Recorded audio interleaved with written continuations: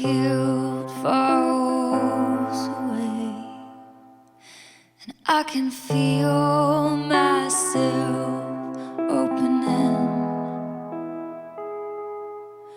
What did I do to deserve a man good as you? What did I do?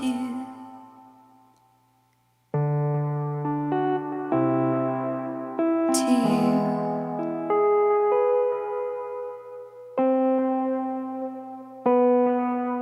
Wild rain, wild rain. You say there's two women living inside of me, and one's doubt and desire,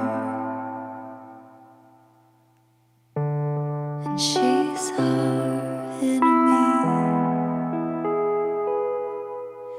Yet it's her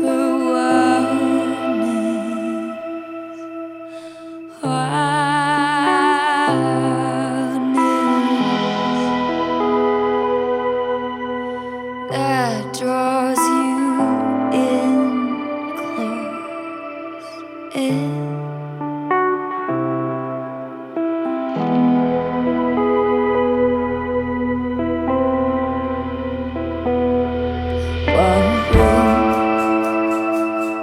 Wild rain. When I broke our heart, I wore all white like an angel, and I tried to do right, but I failed.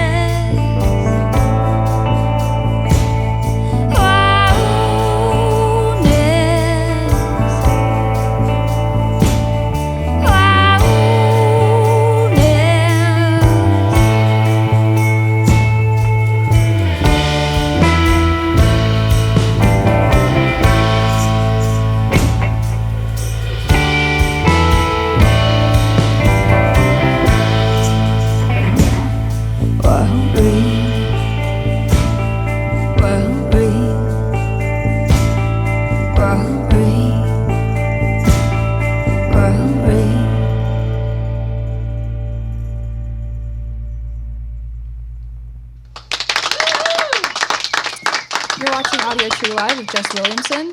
Welcome, everybody. Thank you for being here. So, Jess, my first question is a question that is very specific to both of us because we are both Jessicas.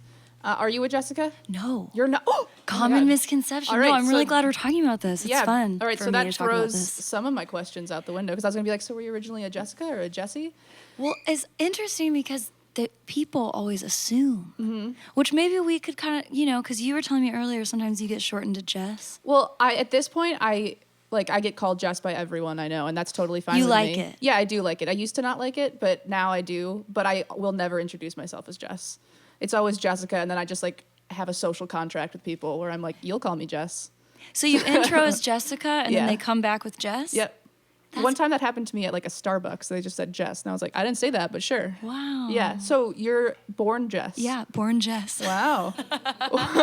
Do you know why rather than Jessica? Yeah, I'm named after my grandfather. Really? Mhm. That's so He was Jess. That's awesome. Thank you. I love that. Thank you. Wow. Well, I love that. It's So, funny because yeah. you get the assuming the other way. I get the Yeah. like I'm like, hey, I'm Jess, and I'll get called Jessica. Yeah, and you're like, no. You're showing something about Yeah. your character. Mhm. They're like, we only go by formals here. Right, Yeah. But I did see on, you guys said something about having a van mishap recently. Oh yeah. So what happened there? Oh yeah. Well, actually, I was driving, Mm-hmm. and everything seemed fine. And this truck driver pulled up next to us and rolled his window down and was like yelling and pointing and saying, "Your tire, your tire." Uh-huh. And I was like, "Guys, what do I do?" And they were like, "Pull over." And so we pulled into this random parking lot, and our tire was on fire. Oh my God. Yeah, it was really scary. It was neat. It's pretty badass. It- No, terrifying. Yeah, not at all. And these really nice locals saw us, these two women, separate cars, both pulled over and totally helped us. We were like pouring all this bottled water on the wheel and like Like, please. How Yeah. bad, like, how on fire was it? Like, scale from 1 to 10. Like, Fire coming out of the hubcap. holy shit. Firemen coming and putting it out. yeah, the fire department came. Yeah. Oh my God. So were you guys stranded in, where were you? We were in LaGrange, Georgia for Okay. 4 days. Is that, Shout out to Jay-Z. Yeah, Jay-Z, Julie's Not the Willing rapper. is one of the people that helped us. uh-huh. She knew everybody in town. She called her friend with a pickup truck to drive all our gear to the hotel. She called the mechanic and the tow truck and the fire department. I might have just stayed there if I were you. Yeah, forever. Yeah. Yeah, for like a while. It seemed like Well, we built-in did. pals. We stayed for 4 days. Yeah, so what did you do for 4 days in LaGrange, Georgia? We all kind of did different things. X-Files marathons. Cool. Chopped. Wild West edition. We saw the new Mission Impossible. Cool. Was it good? Yes. Yeah, I actually, think All right. Cool. more so for me. it was Neil's idea. We went to both Italian restaurants in town. Okay. Were they good? Actually, yeah. All right. Were they like unique or were they chains? They were unique. Nice. We did go to a Cracker Barrel and the Waffle House. You gotta. Yeah. Yeah. I don't know. I think I might go to LaGrange. It sounds good. No, it is. It Sounds like nice people. Let me know if you go. We could, yeah, give right, you some cool. recs. Awesome. That'd be great. But I'm also very excited to hear your next 2 songs. Thank you for being here. Thanks for having us.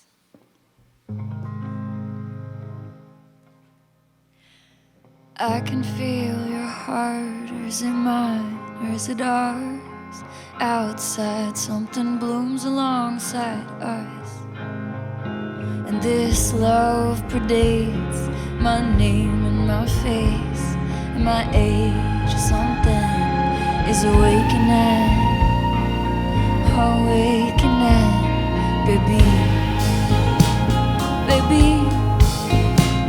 baby, baby.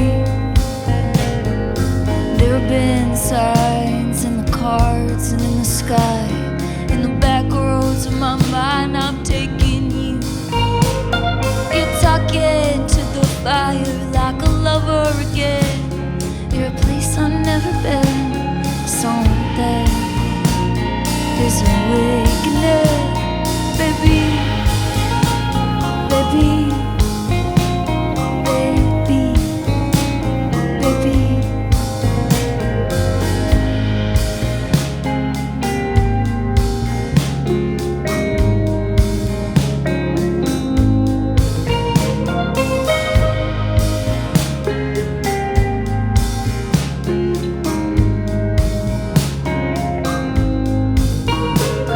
Your hair in my bed is regarded as a relic.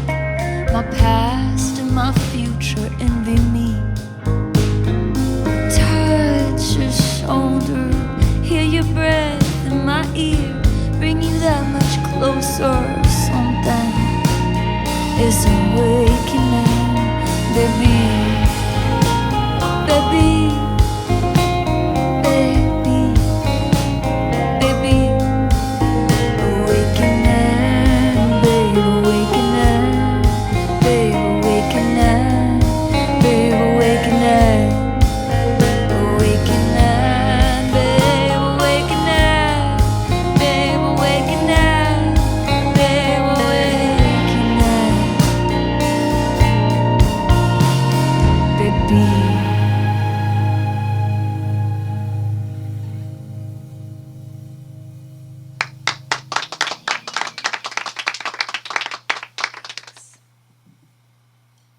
Should we just go right into the next one? Sure.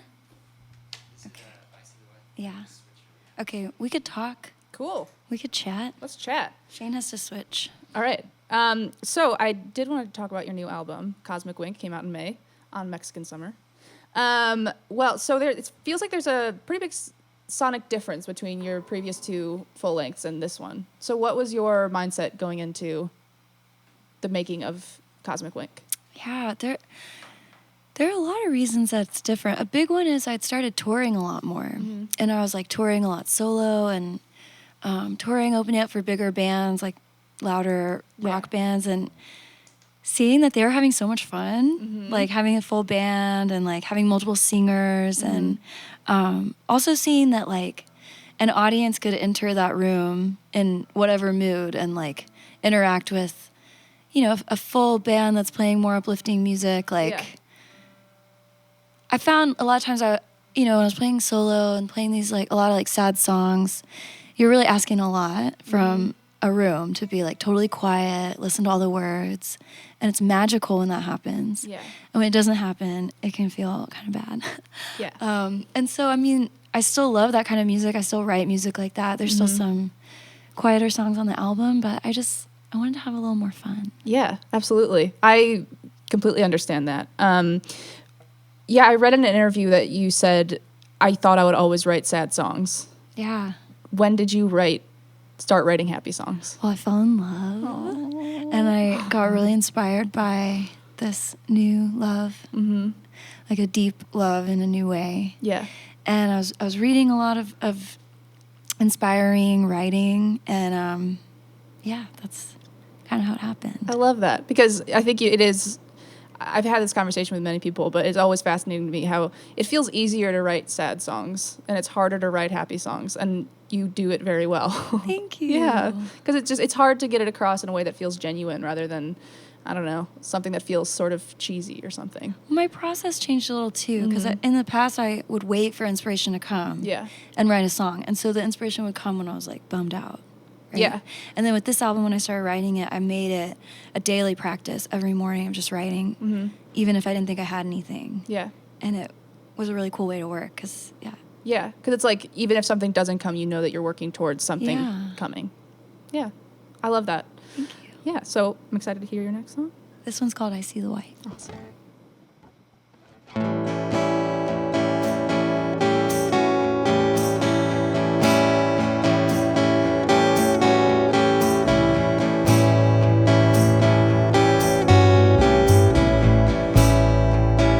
Tell me everything you know about consciousness. I don't know where we go, but I need you to be there.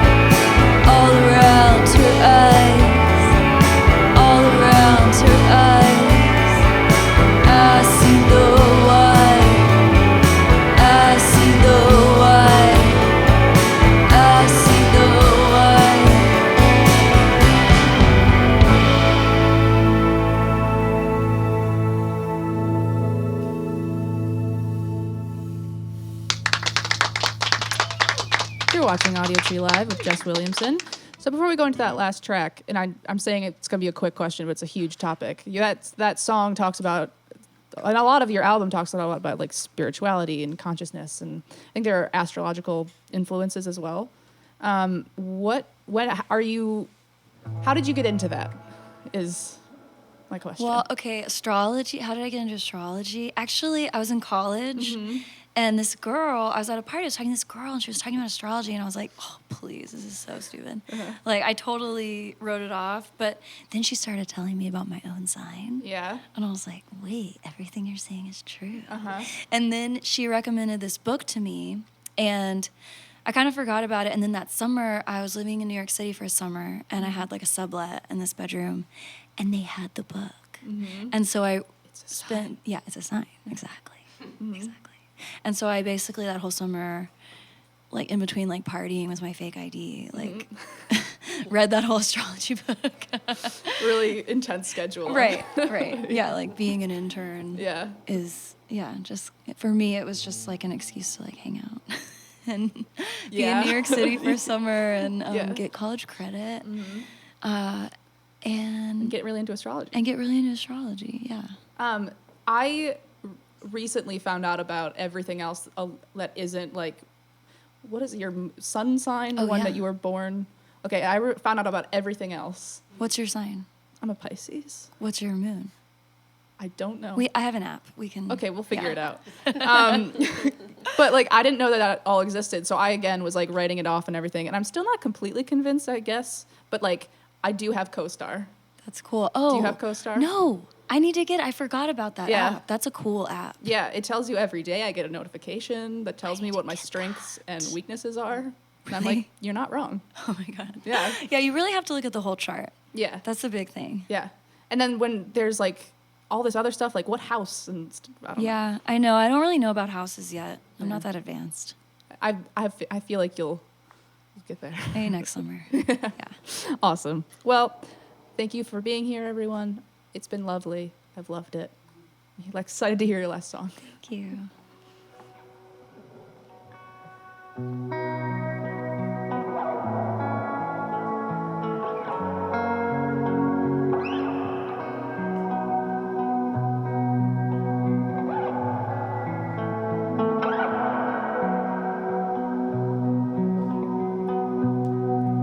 I don't use a word like forever. I'm working with time.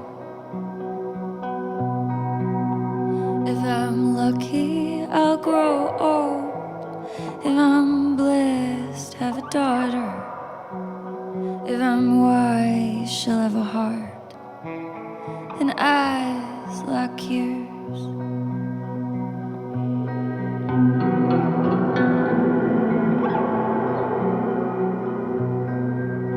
There is not enough time left to love you right, but I will find you life after life.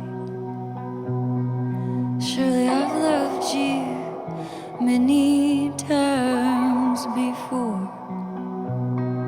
Surely I was born to love you more.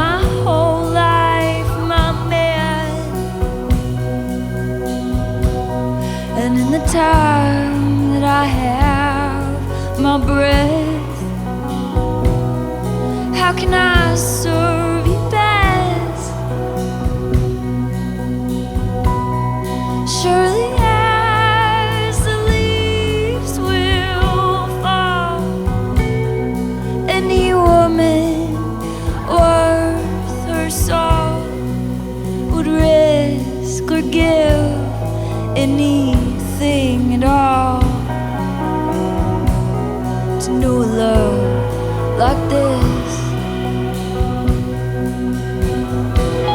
I didn't see you standing there. Sometimes time ain't fair. But oh my love, oh my soul, come in, come in.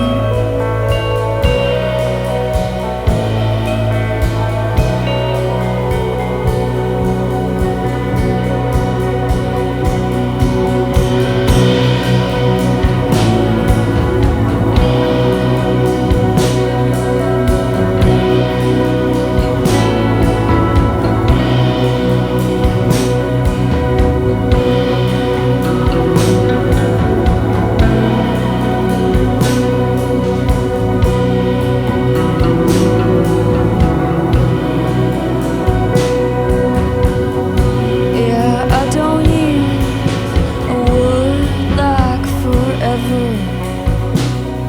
A word ain't enough. Deeper than darkness, longer than light, bolder than blood. See that flame dancing, flicker in the wind.